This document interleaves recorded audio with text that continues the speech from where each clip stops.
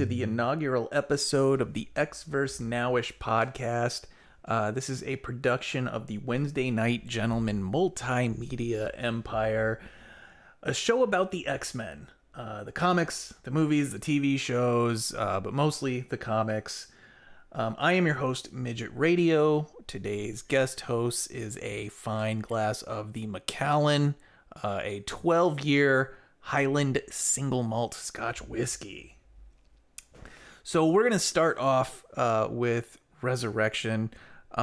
Let's talk a little bit about what that means. We're coming off of an era where we saw, I want to say, probably the fewest number of ongoing X titles, this sort of post Secret Wars era. We were down to 3 team-focused X-Men books and then 2 kind of Wolverine comics. There was Old Man Logan, and then there was the X-23 vehicle titled All New Wolverine.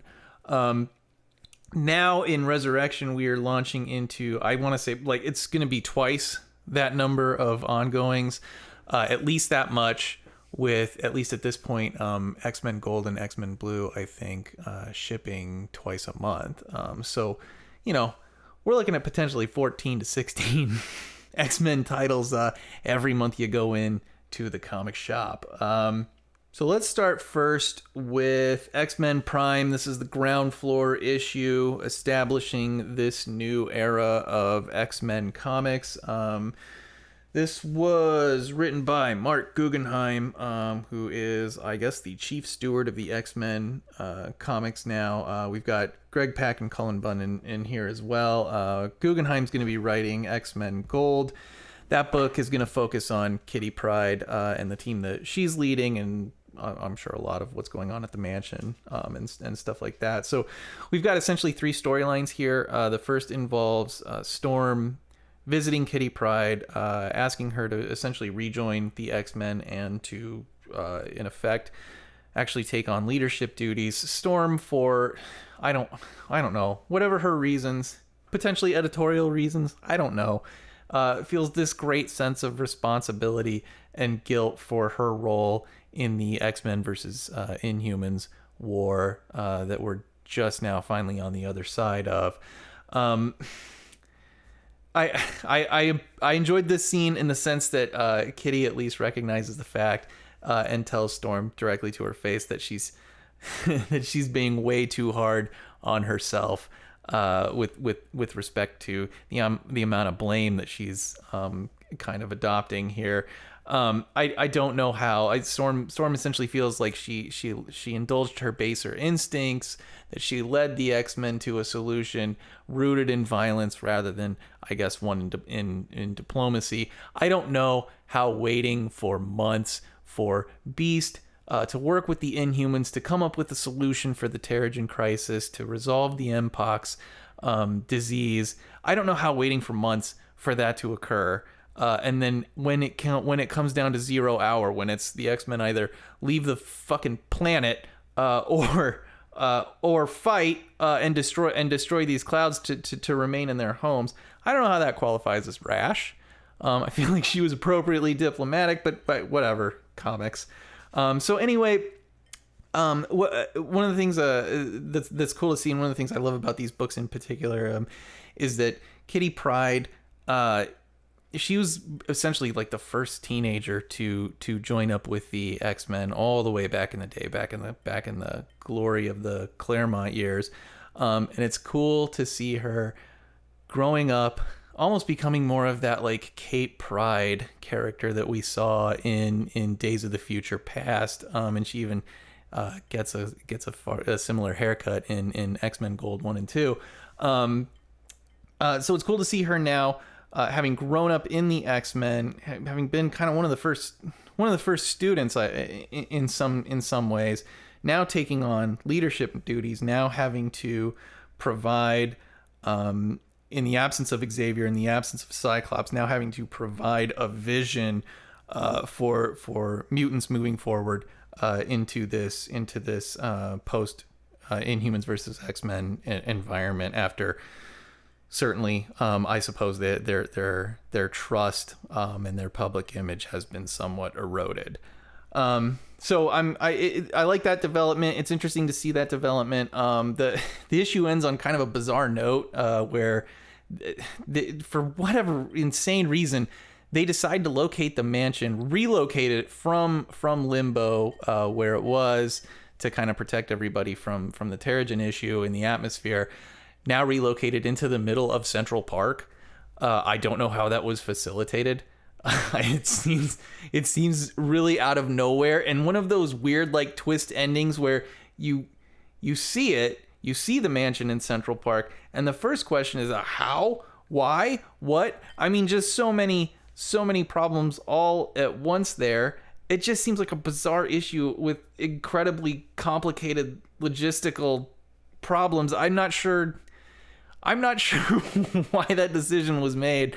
And I mean, I'm assuming that subsequent issues are gonna address the wholesale impracticality of that particular decision. But we'll see going forward. So one of the other stories in X-Men Pride is setting up Weapon X, which is kind of an X-Force like book. It seems like that's going to be written by Greg Pak. And in this storyline, we're following Lady Deathstrike. She's on a boat to Madripoor with a bunch of refugees. I have no idea for what reason.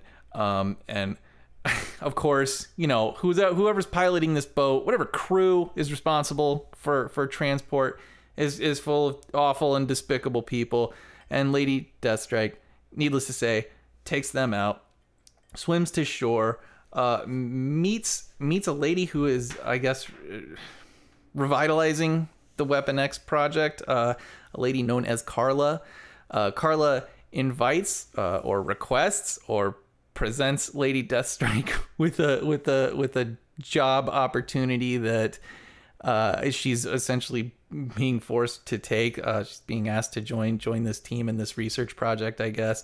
Lady Deathstrike answers that request in classic Deathstrike fashion, is then hit with a missile, kidnapped and taken to the Weapon X facility, which appears to be located in Washington, D.C. So I don't know if this is a government sanctioned project or what, but that's Weapon X for you. The third and final storyline we are following in X-Men Prime has to do with our time displaced X-Men, the original 5: Teen Beast, Teen Iceman, Teen Jean, Teen Psych, and Teen Angel. We open with them in a danger room session. Looks like they're essentially discussing what they want to do. Do they want to stick with the mansion? Do they want to follow Kitty moving forward, or are they looking to strike out on their own? Kitty actually walks in on this session, and in a pretty cool reveal, we find that it was actually a pre-recorded session that Kitty's watching as they're kind of discussing what to do with their futures, and they've used that sort of pre-recorded pre-recorded session to buy themselves some time to hightail it out of there and move forward. This group, the original 5, when this was initially proposed by Bendis, when he originally brought this about, I thought this was just the worst idea ever. I thought it was just going to be absolutely terrible. And I'll admit, I mean, there's still a part of me that's ready for these kids to go back home to their own timeline. But that said, I mean, it actually hasn't been all that bad. I've been more or less interested in the ongoing trials of these kids, and the fact that Cullen Bunn is taking over writing duties for them. That to me is the biggest selling point for X-Men Blue. Certainly doesn't feature the characters I'd say I care the most about in this current universe, but probably the best X writer that we've got now for sure, and in the last 5 years or so, I'd say. So that was X-Men Prime. So let's move on into X-Men Gold 1 and 2. X-Men Gold 1 and 2. My overall impression of this is we're pounding the nostalgia button pretty hard, pretty often.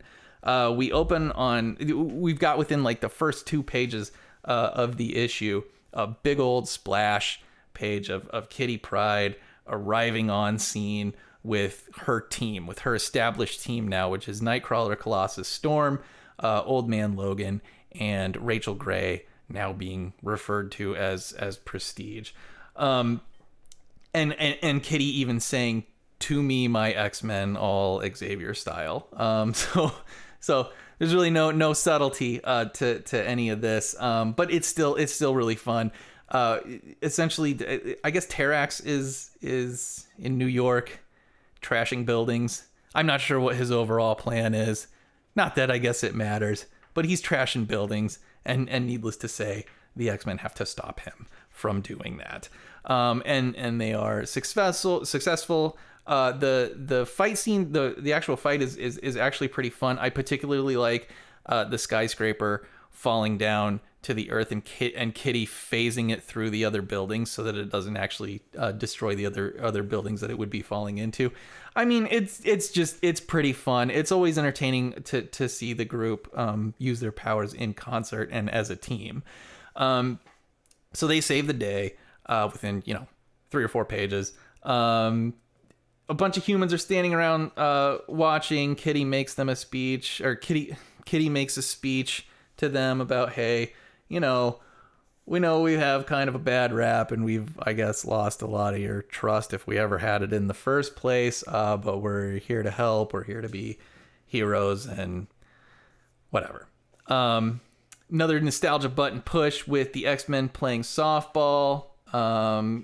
Pretty entertaining scene, and we actually end with another splash page of the new Brotherhood of Evil Mutants, and it seems like very intentionally keeping that name evil in the group, a name that the evil having been dropped quite a while ago, and that I actually kind of like that, and it feels like it has the potential to be pretty interesting going forward.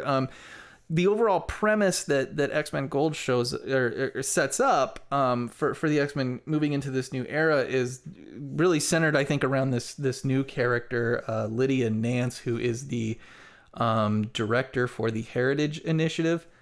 Certainly no reference, or I'm sure no intentional reference to the Heritage Foundation. I mean, it's separated by a whole entire word. But anyway, she is calling for the deportation of mutants from the United States.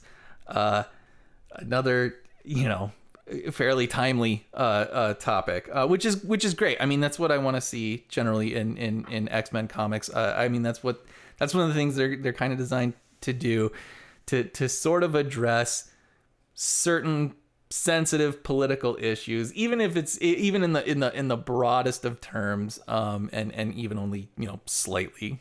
I mean, these are superhero comics after all. Still though, so her argument, I guess, I don't know if we're trying to find a logic behind humans hating and fearing mutants, but generally being okay with Inhumans and Avengers and Spider-Man and what have you. I don't know why mutants are singled out. I don't know that it matters, honestly. I mean, it's always been a metaphor for racism and prejudice. What it really is at its heart, essentially is a metaphor for the kind of irrational prejudice that we see every day. So I think to try to stick a logic behind that, I don't know that that's really all that necessary for the X-Men to work, and for this whole premise of them being hated and feared. That's going to be generally timeless. I think, at least in the foreseeable future, I'd say it's always going to be relevant, and it doesn't need to make sense.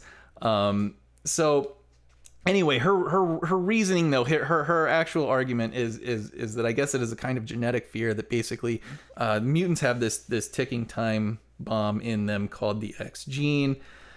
And that's what makes them scarier than everybody else. So like I said, her solution is to attempt to, I guess, deport mutants. I'm not sure what the legal justification is going to be for that, since I would imagine at least most of them are United States citizens. I guess we'll see going forward. But so given that we have this Lydia Nance figure in the universe now, the reason I feel like that kind of makes the Brotherhood of Evil mutants more interesting is that what I'd like to see, or what I feel like they're kind of setting up, is that this new Brotherhood is intentionally adopting that name, is intentionally adopting that adjective of evil, because as mutants they are being cast as such by this Lydia Nance figure and by people who think like she does. So I can kind of get behind that. I kind of like that as a reaction to that sort of prejudice, that rather than fight against it, there's a group of people who've just completely adopted it, and will say, yeah, that's exactly what we are. Let's just live up to that.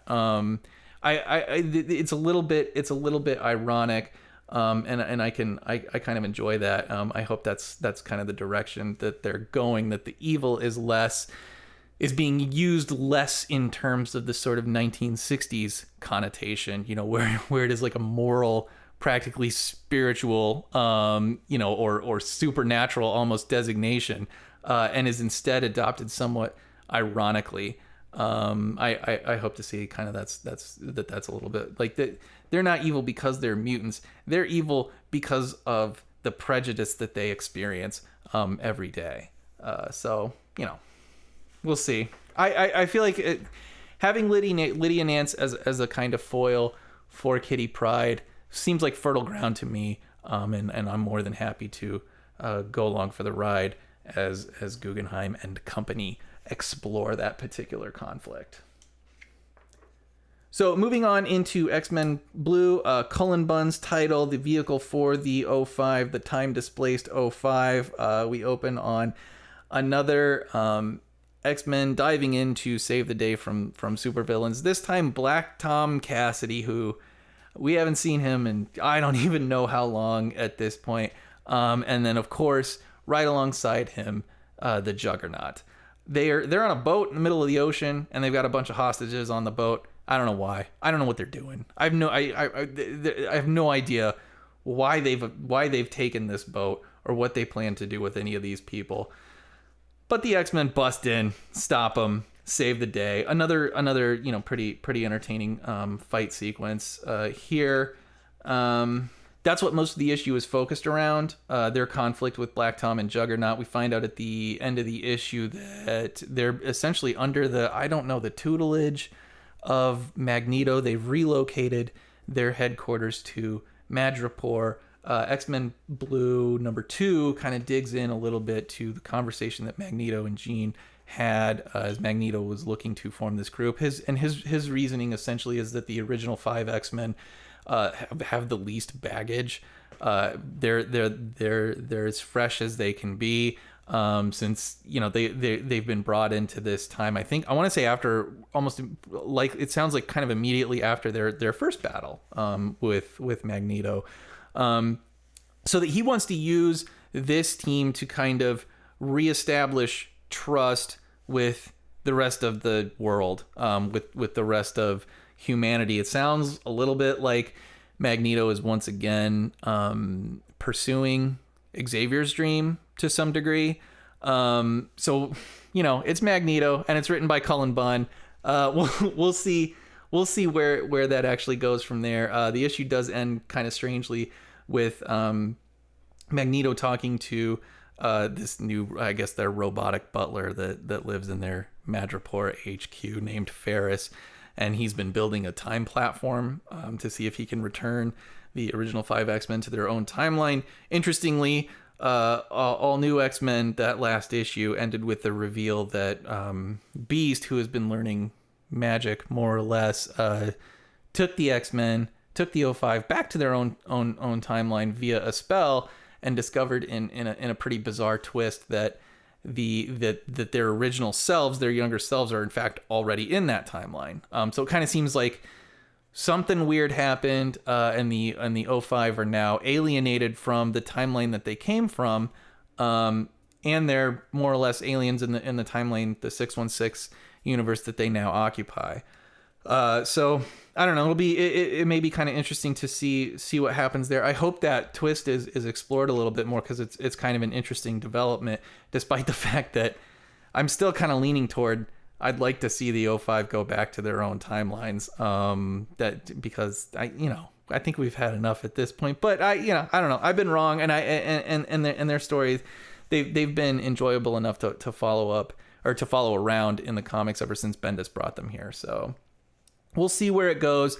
I know under Cullen Bunn's pen, I have nothing but faith in that guy, especially as he continues to work with Magneto. He's done just brilliant work with that character, a character who I feel is almost always in danger of becoming kind of stale because he is used so much. But Cullen Bunn has breathed so much life into him ever since the solo that he was writing. So nothing but faith here going forward. Next, let's get into Weapon X 1 and 2. So Weapon X being written by Greg Pak, and these first few issues, Greg Pak, who I like quite a bit. He did, I know he did the Astonishing X-Men. He had a run on that where he it was a storyline about a bunch of time displaced X-Men again, and then that kind of branched out into its own series in Extreme X-Men, which also wasn't bad. And then Pax also had a few Phoenix storylines or Phoenix minis that I enjoyed as well. Greg Land is, man, he's kind of he's not saying anything new. Bit of a pain in the ass on art duties. Most of his stuff, you just get tired of it because it's like flipping through a freaking catalog. But art so far on Weapon X 1 and 2, largely inoffensive at this point. The storyline, this is essentially, I think, our X-Force title, and a pretty simple plot, pretty simple premise. We essentially have these new robots, I guess, that have been developed by the Weapon X program. That I don't know if they can just change shape, but there are certainly humanoid robots that are all metal and blades, but that can also grow flesh and appear human. There are robots that are horse-like, that can look exactly like horses essentially, but then shed all of that flesh and tissue and become just a metallic murdering machine. So the storyline here is Wolverine is attacked by these robots. They're super fast, they're super quick. It's a huge pain in the ass for him to deal with. He knows that Sabretooth is a target of these attacks as well. And in a move that I actually really appreciate, Logan attempts to persuade Sabretooth to join up with him to kind of resolve this issue together. And knowing that it would take more than than just words from Logan, he actually intentionally led these robots to Sabretooth, forcing them to kind of join up and have to fight it off together. In issue 2, we see Warpath. Warpath is attacked by a bunch of horse robots, unfortunately defeated and captured and brought back to the Weapon X facility. And so in the Weapon X facility itself, it looks like they're trying to capture both Logan, Sabretooth, and Domino, having succeeded in capturing Lady Deathstrike in X-Men Prime.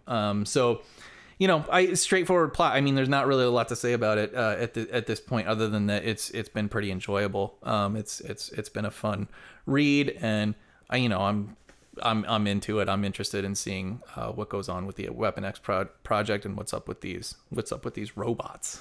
And last but not least, we'll talk about All New Wolverine issue number 19. So this is one of the few titles that has not been relaunched in the wake of ResurrXion.